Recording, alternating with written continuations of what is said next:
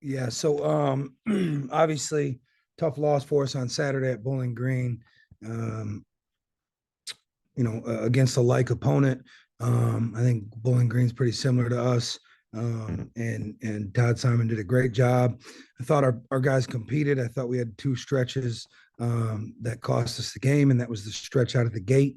I think they ended up 15-3, and then a stretch in the second half where we couldn't get a stop, and then took two poor shots on the other end. So, big message over the last couple of days has been about our discipline. Um, Obviously, we're not fully healthy, but we were good enough to beat that team without being fully healthy. So, we've got to go back to the drawing board. No overreaction here from me.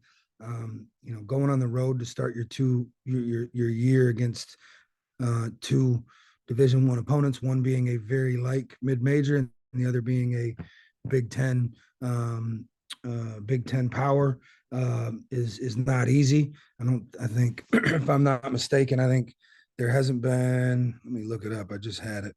I don't think it's only second time since 2013 or 2014 that Arkansas State hasn't played a non-Division One in their first four games, and the first time since '99, 2000 that Arkansas State's not playing a non-D1 period.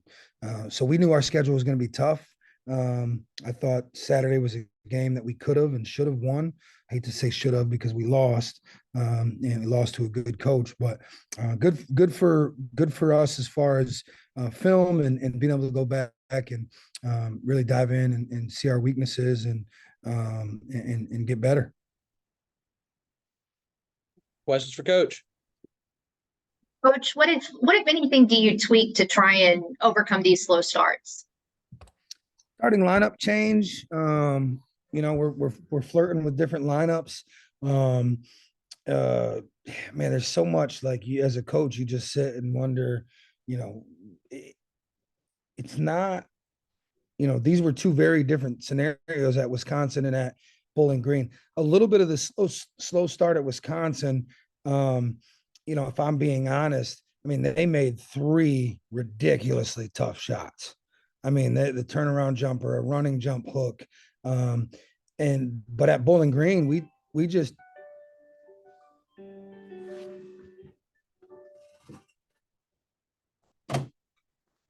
I've never used my office phone before, but it just started ringing. Sorry about that. I forgot that I had an office phone. Um, Against Bowling Green, we just didn't come out with a sense of urgency. And so getting our guys and 11 new faces and a whole new team and whole new coaching staff to understand the sense of urgency that it takes on every single possession to win a game at that level on the road.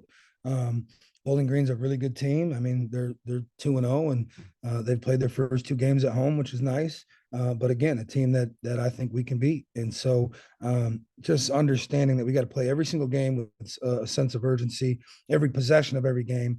And we're going to change. We've changed a few things in practice. Not a ton you can change pregame because at Wisconsin, we played at 7 p.m. At Bowling Green. I was a little nervous. It's one of my few times in 16 years we didn't have an opportunity to shoot in their facility until we arrived pregame. They didn't give us a shooting time the night before, and we didn't get a walkthrough morning of or shoot around morning of because of a noon tip. So when we pulled in that arena for the game, that was the first time our guys got on that floor and got to get shots up, but wasn't an excuse for the slow start. So I think really we got to find a lineup that understands how much every possession means and how to play with a sense of urgency. Coach, you come home tomorrow night for the first home opener at Alcorn State. What are you looking for out of your guys in this one? Sense of urgency that I just talked about, playing for 40 minutes from the time the ball gets tipped until whenever that buzzer sounds at the end of the game, competing for 40 minutes and not thinking that we're talented enough to weather the storm. Well, you spot someone 12 points to start the game and you lose by 6. You really start to question some things. So I'm more than anything looking to find a lineup that competes on both ends of the floor relentlessly to tomorrow night. Coach, I wanted to ask what your impressions of Taron Todd from Saturday. Obviously scored a lot of points. Just your thoughts on his performance. Yeah, Taron offensively, he's talented. I mean, he's up there with some of the guys that I've coached that are playing at the highest level right now. We've got to get Taron a lot better on the defensive end. Got to clean up some shot selection stuff, but we're not even in that ball game if Taron doesn't play the way he does. And I think some of it was game plan. We got switches that we knew we wanted, and you know, part of our game plan was to get him attacking downhill. We didn't think that they'd be able to stay in front of him and guard a popping a forward in the small lineup that we played with. So, but yeah, Taron's been great, and you know, really looking for him to take jumps every single game. Mentally, he's one of the toughest young men I've ever been around. Going through what he's going through is not easy. So for him to show up and play the way he did is huge. And then again, it just need to get some bodies back. I think Terrence Ford will be huge for us. I mean, Caleb Fields wasn't able to practice the 2 days leading up to the Bowling Green game. Sprained his ankle pretty good 3 days before, and wasn't able to practice and showed up. And you know, I think he played a part in that slow start. He wasn't really turning the corner and trying to get downhill, but it was because his ankle was really hurting him, and he fought through it, and we got him out and loosened it up a little bit more. And then he was able to endure through for the rest of the game. But I mean, not having him healthy, Laquil Hardnett probably got himself to about 60, 70%. And then the other day, 2 days before the Bowling Green game in practice, went up for a tip dunk on an offensive rebound, landed on a teammate's foot, and has a very severe ankle sprain. So now we'll be down Laquil Hardnett for 3 to 4 weeks. But hopefully we can get Terrence Ford here back pretty soon. He'll be a huge addition to our backcourt. He's really kind of that vocal leader that we need as well. So hopefully get him back here shortly.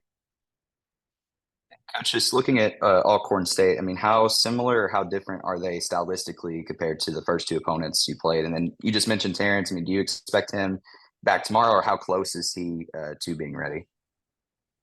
It's hard to say for Terrence. Day to day, he does a little bit more each day. And again, I'm not. He knows his body better than I do, and he's attacking rehab very aggressively. He wants to play. He loves this game. He loves his teammates. So when he's ready to play, you can trust that he'll be out there. You know, I don't have a time frame on it other than day to day. Hopefully sooner rather than later.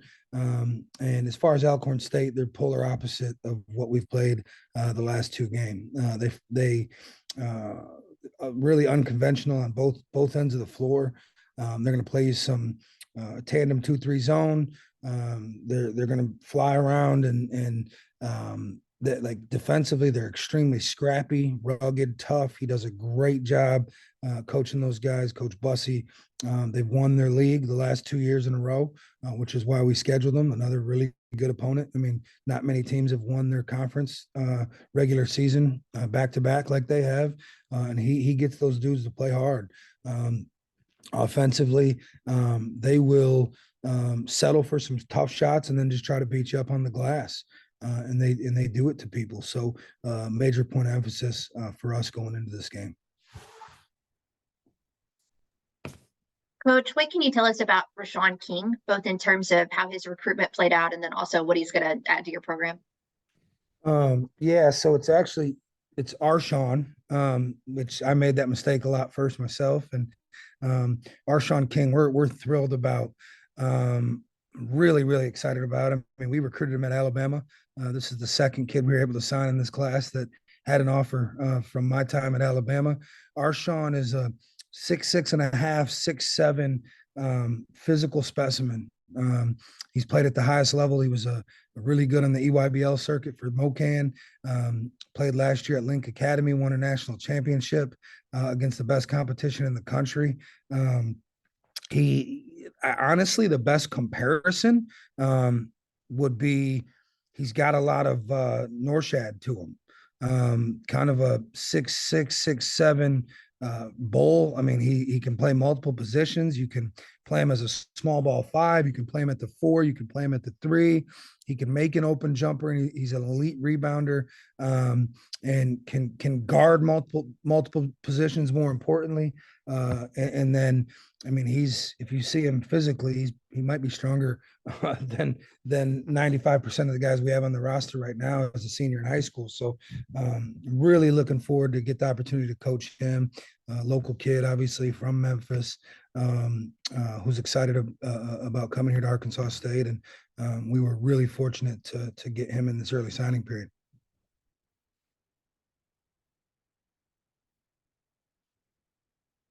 Any other questions for Coach? All right. Thanks. Have a great day. Thank you all. Have a great day.